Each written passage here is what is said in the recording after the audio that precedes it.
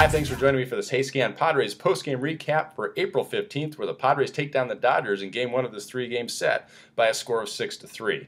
Well, it was Jackie Robinson Day all throughout Major League Baseball, and as expected, the Padres did a very nice job with their pregame ceremonies, including having the wife of Jackie Robinson, Rachel Robinson, out there, a lot of other dignitaries as well. But to be honest, there was some tension in the stands before this game, some anticipation of what might happen during the course of this ball game because of the events that happened last week between these two ball clubs. But the Padres were able to take a lot of the wind out of the sails of the Dodgers and their fan base early, and it was thanks to Eric Stoltz, of all people, a home run, a three-run blast. It was actually a really nice at-bat. He fouled off a bunch of tough pitches, ends up getting a fastball up and out over from Chad Billingsley, the Dodger starter, drove it opposite field for a three-run home run, 3-0 Padres at the end of three.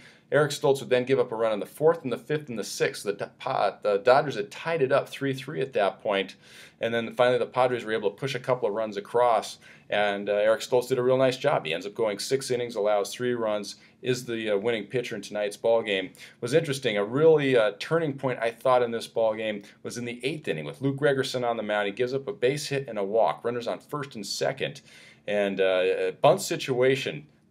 Dodgers put down a bunt down the third base line. Luke does a nice job of getting over there to field the ball. Wheels is going to throw the ball to third base to get the force out. Only one problem, no third baseman there. Jed Jerko had also charged on the play thinking that Luke would not be able to get to the ball. So when Luke turned around, there was no third baseman there. He didn't panic. He alertly threw the ball to first base to record the first out. And then a little base running blunder and a nice play again by the Padres allowed them to get out of the inning. With runners on first and third, it was a comebacker to Luke. He looks back the runner at third base, who was A.J. Ellis, throws to first base to record the out. Ellis then thinks that he's got an opportunity to score, but Yonder Alonso alertly throws a perfect strike to John Baker.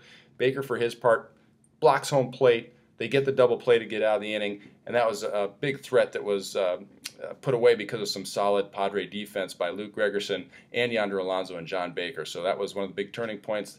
Kyle Blanks would then drive in an additional run for a sacrifice fly, and Padres would hang on to win this one with Houston Street chalking up the save.